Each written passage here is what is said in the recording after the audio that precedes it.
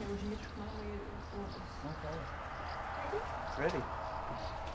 Tai o dabar, jeigu nesunku, gal galiu pakartoti tą istoriją Bet tik susikaupęs sakyk. apie jų senelį, kaip jų senelis...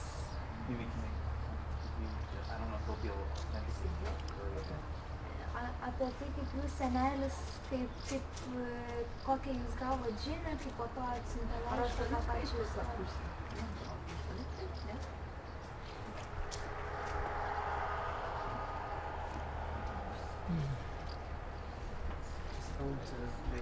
Tell it to me, make eye contact with me.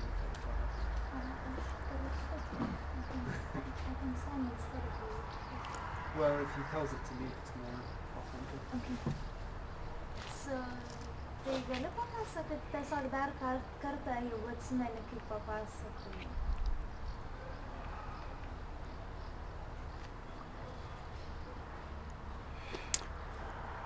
Brolis Vacys tarnavo Plechavičiaus armijoje ir traukiantis iš Vilniaus prie Kauno buvo mums pranešta jo draugo, kad jis ten žuvo. Už tai mama užpirko ir mišias ir skaitėm jį žuvusiu. Bet 53 metais gavom trumpą laiškelį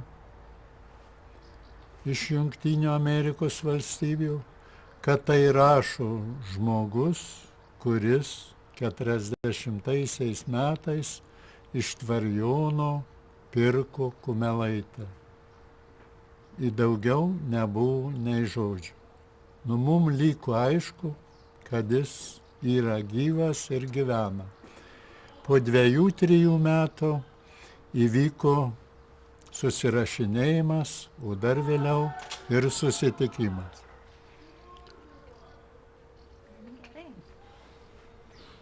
Do you have anything else you want to ask while we're like right here for just another second? Yeah, maybe can you just ask him to tell us about any of his memories of our grandfather when he was young? O gal daugiau kažką apie tą jų senelį atsimeni? Apie senelį ar Vacių? Ko klausė dabar? Jų senelis buvo kas toks. Senelis, Vaciaus senelis tai buvo... Vaciaus tėvas arba mano tėvas. Kaip? Our grandfather. Kaip dabar klausė? I think he's saying their grandfather or our grandfather. That's Well, your grandfather was... so Vasa is what we're...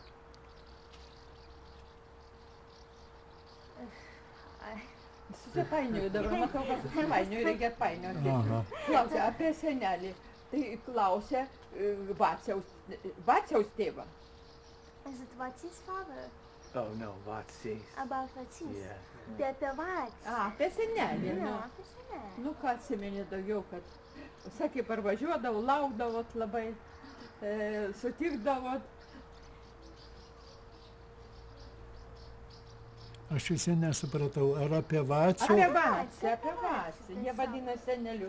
Jie pasakė seneliu, aš ir pasakiau seneliu, aš užmiršau, kad tau tai ne senelis. Nesakyk, ką žinai, tai sakyk. Nu tai, kaip, dar vėliau teko nuvažiuoti į Ameriką, su juo susitikti, padraugauti, pagyventi. Jis žinias turėjo apie Lietuvą truputėlį klaidingas, kaip ir bijojo grįžti į Lietuvą važiuoti, bet paskui atvažiavo, buvom Lietuvoje, jis buvo 2 kartus, susitikom.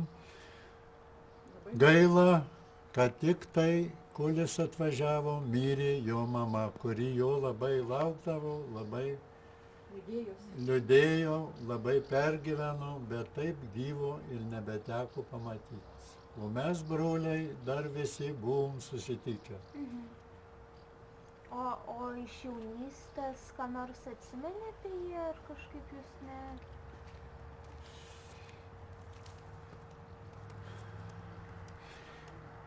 Nu, jis buvo baigęs tik tai, gal čia paskui pataisysi tikrai tik pradinę mokyklą. Dirbo pas turtingus žmonės eidavo, po to su tėvuku pjaudavo rankiniu būdu lentas rastos. Vienas aukštai tėvukas, o Vacys apačioj ir pjaunamos lentos, nu ir brūsai apipjaunami namų statybai. Ir taip jie eidavo iš vieno žmogaus pas kitą ir, nu, toks buvo tikslas uždarbiavimo. Biznis toks. Taip. Gerai. Nu, daugiau buvo kaip ir prisiminti vėl, kad pašauktas į armiją, nu ir išėjo. O į kiek metų armijoje jisai buvo? Įsivaizduoju čia, kad apie 2-3 metus išbuvo. Jis iki karo, per karą, Iki reiškia, 44 metų. pasitraukė į Vokietijoje apsivedė Gyveno Vokietijoje 4 metus dipukų stovyklai. ir Vokietijoje jau gimė jam sūnus Gintaras, Gediminas, atsiprašau.